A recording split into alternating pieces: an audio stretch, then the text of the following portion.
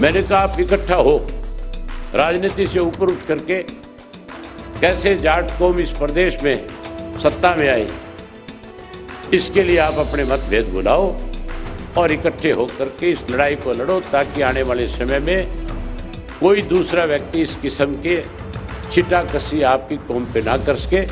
हमारे यहाँ तो सबसे बड़ा भाईचारा कोई अगर मजबूत करने का काम करता है तो वो जाट कौम के लोग करते हैं। हम तो भाईचारे को मजबूत करते हैं, लेकिन जो सत्ता में बैठे लोग हैं वो कहीं ना कहीं हमारे भाईचारे को तोड़ने में हर तरह के अच्छे हथकंडे अपनाने का काम करते हैं। देवव्रत जी गुजरात में रहने लग गए, हरियाणा में होते तो उनको पता होता कि हमारे साथ क्या हो रहा है। अब तो चले गए। मेरी बड़ी इच्छा थी कि वो बैठे होते, मैं उनके सामने सारी बातें कहता। हैरानी की बात है, हमारे ऊपर लाठियां बरसाई जाती है, हमारे ऊपर गोलियां चलाई जाती है। मेरे से पूर्व जो वक्ता थे उन्होंने सारी बातें, समाज कैसे आगे बढ़े, हम सबको मिलकर के कैसे समाज को आगे और लेकर के जाना है, इसके लिए हमें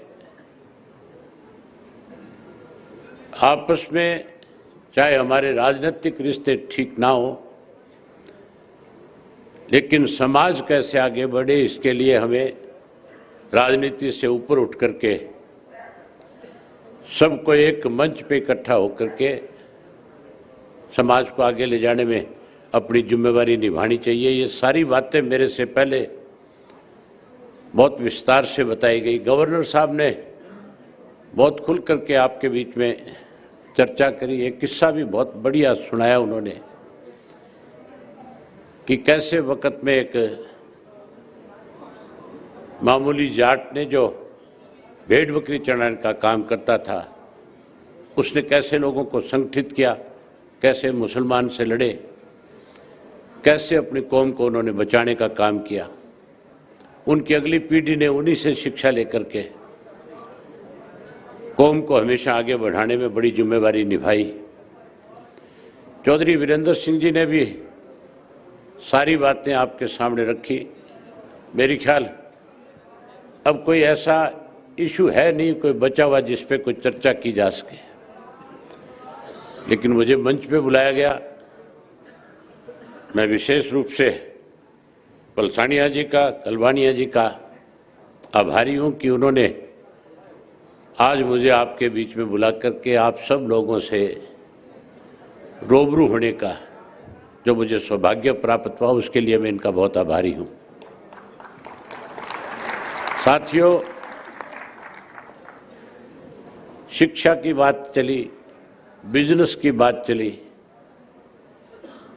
कि हमें अपने बच्चों को शिक्षित करना चाहिए, हमें बिजनेस में आगे बढ़ना चाहिए। विदेश से आए हुए एक मेरे साथी ने, मेरे बहुत अच्छे मित्र हैं, बहुत लंबे समय से मेरा उनसे रिश्ता रहा है, उन्होंने भी थोड़े समय में एक बहुत बड़ी बात कही थी कि कैसे आज हम 50-50 लाख रुपया खर्च करके अमेरिका के बॉर्डर के साथ लगते हुए मुल्क है उनका वीज़ा लेकर के कैसे अमेरिका में एंट्री हो। उसके लिए जहाँ पैसा खर्च करते हैं वहाँ कई दफ़ा ऐसे हालात भी पैदा हो जाते हैं कि जो बच्चे यहाँ से जाते हैं वो अपने मुकाम तक पहुँचने से पहले परमात्मा को भी प्यारे हो जाते हैं। बहुत मुश्किल तरीका है। उन्होंने जो बताया कि हमें अपने बच्चों को एजुकेट करके, पढ़ा लिखा करके, अच्छी डिग्रियां दिला करके इस योग्य बनाना चाहिए कि वो कम से कम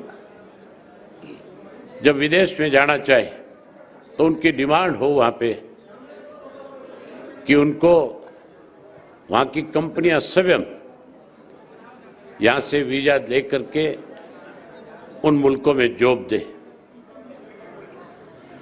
बात बहुत बढ़िया थी। और उन्होंने ये भी कहा कि हमें इस लायक बच्चे बनाने चाहिए कि हमें यहाँ पे भी किसी किस्म की दिक्कत नहीं आनी चाहिए।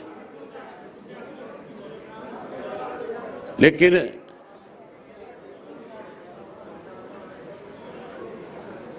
आज की तारीख में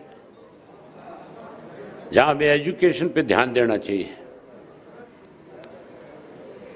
वहीं उसके साथ साथ समाज की जो बुराइयां हैं, कुरीतियां, जो कमियां हैं, जो खामियां हैं, उनको भी दूर करने के लिए हमें आपस में मिल बैठ करके फैसले लेने चाहिए, ताकि हमारा समाज भी और आगे बढ़ सके। हमारा समाज जो है, जाट जो है विशेष करके, उसने हमेशा दूसरे की मदद में आगे बढ़ने का काम किया है। मैंने बहुत सारे ऐसे इत्तेफाक देखे हैं जब कोई किसी की मदद के लिए आगे नहीं आता तो हमारी कम्युनिटी के लोग जो है वो कहीं ना कहीं आगे बढ़ करके ना केवल मदद करता है, बल्कि वो इस तरह से मदद करता है कि जैसे उसके खुद के अपने किसी सदस्य के साथ कोई दुर्घटना हो रही है और कैसे वो उसकी मदद करे। वो अपना सब कुछ दांव पे लगा करके भी दूसरे की मदद करने के लिए हमेशा आगे रहता है। अभी बात चल रही थी चौधरी छोटू राम की। चौधरी छोटू राम जब पंजाब के अंदर मिनिस्टर हुआ करते थे, उन्होंने कैसे किसान कौम को मजबूत किया जाए, कैसे किसान को ताकत मिले, उसके लिए जहां किसान को एक नारा दिया था, वहीं उन्होंने एक बहुत बड़ा फैसला लिया था।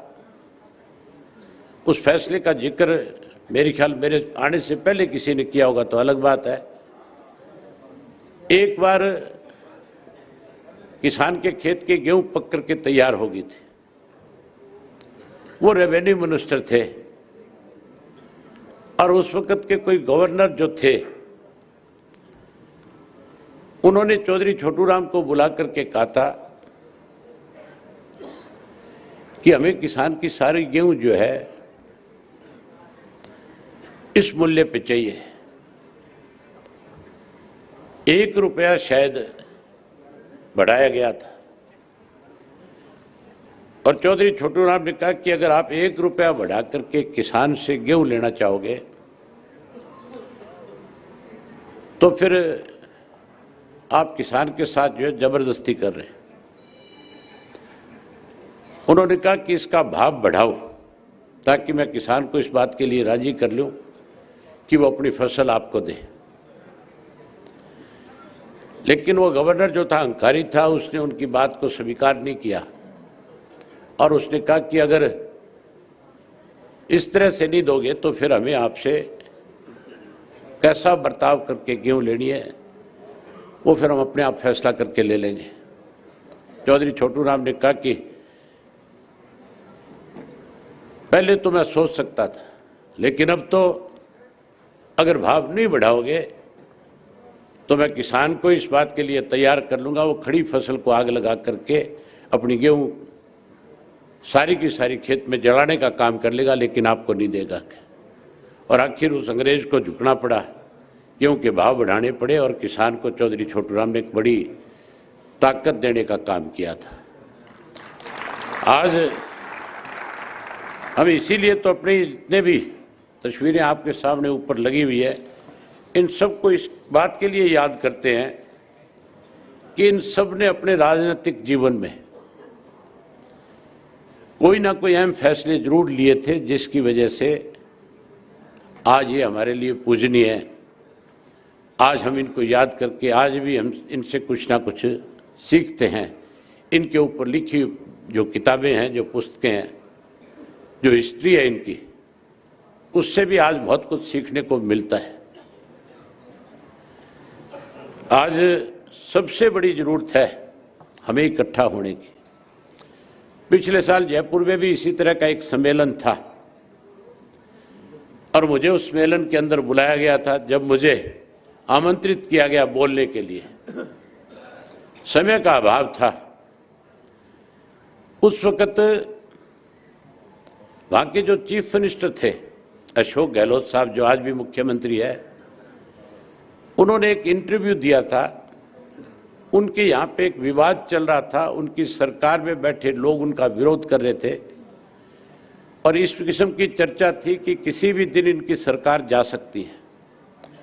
लेकिन उन्होंने अपनी सरकार को अपनी मैनेजमेंट के माध्यम से बचाने का काम किया था। जब उनकी सरकार बच गई थी तो प्रेस के लोग जब उनके पास गए, उनसे एक इंटरव्यू लिया तो उनसे पूछा कि आपने ऐसा कौन सा करिश्मा है, कौन सा जादू है आप में, जो आपने सरकार को बचाने का काम किया।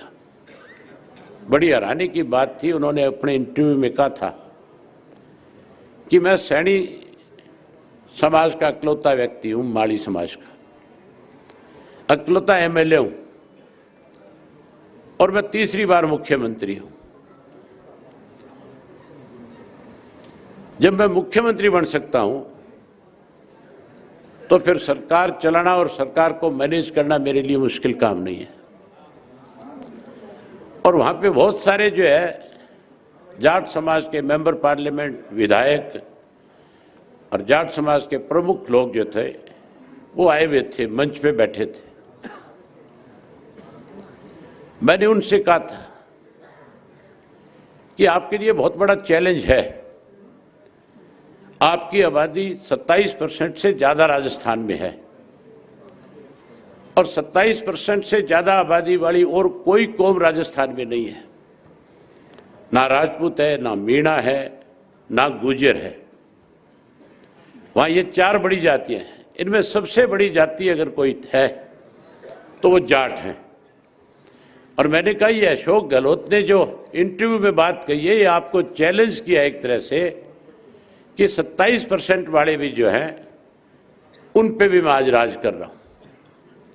मैंने कहा आप इकट्ठा हो, राजनीति से ऊपर उठ करके कैसे जाट कौम इस प्रदेश में सत्ता में आए, इसके लिए आप अपने मतभेद भुलाओ और इकट्ठे होकर के इस लड़ाई को लड़ो, ताकि आने वाले समय में कोई दूसरा व्यक्ति इस किस्म के छिटा कसी आपकी कौम पे ना कर सके और आप अपनी ताकत के साथ इस प्रदेश पे अपना मुख्यमंत्री बना करके साबित करो कि हम एक हैं, हम ताकतवर हैं, हम वो लोग हैं जो केवल अपनी अपनी कौम के साथ नहीं बल्कि गांव के अंदर जो 36 बिरादरी के लोग रहते हैं, हमारे यहाँ तो सबसे बड़ा भाईचारा कोई अगर मजबूत करने का काम करता है तो वो जाट कौम के लोग करते हैं। आप किसी गांव का उदाहरण ले लो, अगर किसी गांव के अंदर, जाट के गांव के अंदर किसी गरीब के घर में कोई अनहोनी हो जाती है, सबसे पहले जाट जाति के लोग उसके दरवाजे पे जाकर के खड़े होते हैं और उससे जाकर के कहते हैं कि जो हो गया उसको तो हम वापस नहीं करवा सकते, लेकिन हम तेरे साथ हैं, आगे तेरे को किसी किस्म की परेशानी ना आए, इसके लिए तुझे चिंता करने की जरूरत नहीं है। हम तेरे साथ खड़े होकर के तेरी मदद करने में जो हमारी जिम्मेवारी होगी उसको निभाने का काम करेंगे। हम तो भाईचारे को मजबूत करते हैं, लेकिन जो सत्ता में बैठे लोग हैं वो कहीं ना कहीं हमारे भाईचारे को तोड़ने में हर तरह के अच्छे हथकंडे अपनाने का काम करते हैं। चौधरी वीरेंद्र सिंह बैठे हैं हरियाणा के अंदर जाट आरक्षण को लेकर के। बहुत लंबे समय से इस बात की मांग की जा रही थी कि जैसे राजस्थान के अंदर बैकवर्ड क्लास के अंदर जाट को प्रतिनिधित्व दिया गया है, जाट को आरक्षण दिया गया, उसी तरह हरियाणा में भी 10% जाट को आरक्षण दिया जाए। जाट को नहीं, उसके साथ 4 और कौम भी जोड़ी गई थी, जिसमें बिश्नोई था, जिसमें रोड था, जिसमें आपके जाट था, त्यागी था। इन सब के लिए मांग करी थी और बहुत लंबे समय से सत्ता में बैठे लोग जो है ये आश्वस्त कर रहे थे कि हम आपको आरक्षण देने का काम करेंगे। लेकिन हमें आरक्षण देने की बजाय आंदोलन करने वाले जो नौजवान बच्चे थे उनके ऊपर रात को निहत्थे जो बैठे थे, पुलिस से गोलियां चलवा करके एक दिन में 32 लोगों को मौत के घाट उतारने का काम किया था। 32 बच्चे हमारे मरवाए गए और 32 बच्चे मरवाने के बाद जब जाट समाज के लोगों ने इतनी बड़ी दुर्घटना होने के बाद भी संयम के साथ काम लेकर के नए सिरे से धरना दिया, जसिया में जाकर के नए सिरे से उसकी मांग उठाई, तो मैं और चौधरी वीरेंद्र सिंह एक मंच पे इकट्ठा थे। आज हमारे सामने देवव्रत जी अभी एक बात कह करके गए थे कि चौधरी छोटू राम ने 2 नहीं 3 बातें कही थी। एक तो चौधरी छोटू राम ने कहा था कि ये भोले किसान तू बोलना सीख ले, और दूसरा उन्होंने कहा था कि अपने दुश्मन को पहचान ले। तीसरा उन्होंने ये भी जोड़ दिया साथ में कि अब जाट कम्युनिटी को जो है विरोध करने की बजाय सरकार में कैसे हिस्सा हो उसके लिए सरकार के साथ जुड़ना सीख ले। उनका इशारा सीधा सीधा था कि मौजूदा जो सरकार है देश में या प्रदेश में, हमें उसके साथ चलना चाहिए। देवव्रत जी गुजरात में रहने लग गए, हरियाणा में होते तो उनको पता होता कि हमारे साथ क्या हो रहा है। अब तो चले गए। मेरी बड़ी इच्छा थी कि वो बैठे होते और मैं उनके सामने सारी बातें कहता। हैरानी की बात है, हमारे ऊपर लाठियां बरसाई जाती है, हमारे ऊपर गोलियां चलाई जाती है। हमें चाहे कोई भी आंदोलन हो, अगर हम उस आंदोलन का हिस्सा होते हैं, यहाँ पे जब किसान आंदोलन चल रहा था, उस किसान आंदोलन के अंदर भी हमारी सरकार में हमारे मुख्यमंत्री ने यहाँ तक भी कहा था कि किसान आंदोलन नहीं है, ये जाट आंदोलन है। हमें तो उसमें भी अलग थलग करने की कोशिश करी गई, हमें अलग थलग करने की कोशिश की जाती है और हमें ये सिखाने की भी कोशिश की जा रही है कि हमें इस सरकार के साथ चलना चाहिए। हमें तो ये सीखना चाहिए अब कि हमारी अपनी सरकार कैसे बने। हम 30% है, हम किसी के पीछे नहीं लगना चाहते।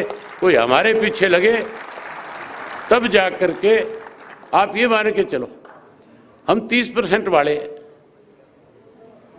किसी 5% 10% वाले के पीछे लग करके क्या अपनी ताकत को कमजोर करना चाहते हैं? कमजोर करना चाहते हो क्या आप लोग? हाँ, तो हमें तो कैसे हमारा राज बने, कैसे हम सत्ता में आए, कैसे हम अपनी सरकार चलाएं। हमारे से पंजाब के लोग बहुत समझदार हैं। पंजाब के लोगों ने कभी भी ऐसा फैसला नहीं होने दिया कि वहां जट सिख के सिवाय कोई दूसरा चीफ मिनिस्टर बन जाए। मैं आपको एक किस्सा बताता हूं उनका।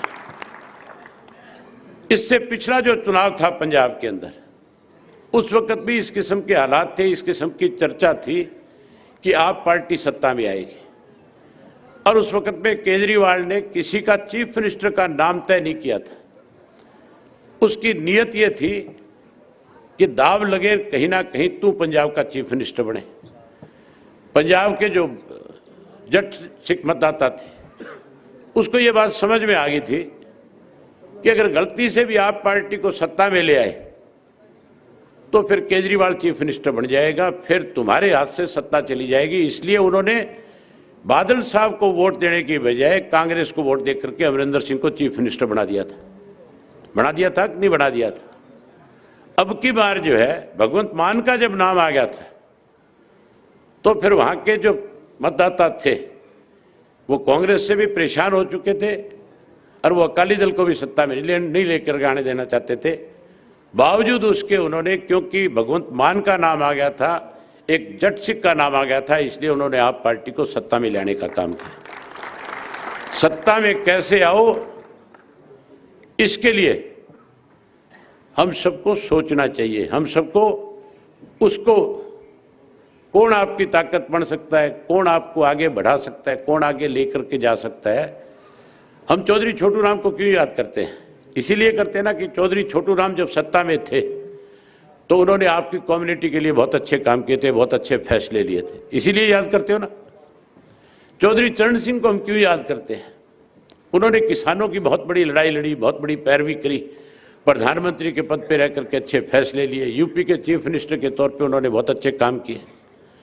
चौधरी देवीलाल को भी आज हम इसीलिए याद करते हैं कि जब वो सत्ता में थे तो उन्होंने 10,000 रुपये तक के कर्जे पूरे देश के किसान के माफ़ करवाने में बड़ी भूमिका निभाने का काम किया। उन्होंने पेंशन जैसी योजनाएं लागू करी थी जिससे आज पूरे देश के लोगों को लाभ मिल रहा है। हर बुजुर्ग को एक सम्मान पेंशन देने का काम किया था, इसलिए आज हम उनको याद कर रहे हैं। जितने भी हमारे किसान लीडरशिप जो रही है उसको इसीलिए याद करते हैं कि उन्होंने हमारे लिए अच्छे काम किए। मैं आप लोगों का ज़्यादा समय न लेकर के सिर्फ एक ही बात आपसे आखिर में कहना चाहूँगा कि हमें अपने समाज को आगे ले जाने के लिए सबको मिलजुल करके राजनीति से ऊपर उठ करके समाज के हित में जो फैसले हैं वो हर हालत में लेने चाहिए। और उसके लिए कोई भी व्यक्ति अगर पहल करे और मेरे जुम्मे कभी भी आने वाले वक्त में कोई इस तरह की जिम्मेवारी लगाए कि समाज के लिए हम ये फैसला लेने जा रहे हैं और आपको इसके लिए कोई स्टेप डाउन करना पड़ेगा, तो मैं बिना किसी झिझक के अपना स्टेप डाउन करके भी समाज को कैसे ताकत मिले, समाज कैसे आगे बढ़े, उसके लिए मैं उनके साथ खड़ा हो जाऊंगा। मैं एक बार फिर जो है आप सब लोगों का आभार व्यक्त करता हूं कि आप लोगों ने बड़ी संख्या में आकर के आज जो है ये मैसेज दिया है कि अब जाट समाज जो है वो आने वाले समय में बहुत सी चीज़ों को आज समझ चुका है और आने वाले समय में हम फिर इकट्ठा होकर के कोई अच्छा फैसला ले जिससे हमारा समाज बढ़े, हमें राजनीतिक ताकत मिले, हमारी राजनीतिक पहचान बढ़े, हमारी व्यापारिक पहचान बढ़े, हमारी सोशल पहचान बढ़े और लोगों के मन में हमारी कौम के प्रति एक विश्वास बढ़े। और उसके लिए हम कोई छोटे मोटे विवाद मतभेद उनको भूल करके हमें मजबूती के साथ इकट्ठा हो, ये मैं कामना करता हूँ। और एक बार पलसानिया जी का और कलवानिया जी का आभार व्यक्त करता हूँ कि उन्होंने आज मुझे आपके बीच में बुला करके आपसे रूबरू होने का जो मौका दिया, उसके लिए मैं इनका बहुत आभारी हूँ।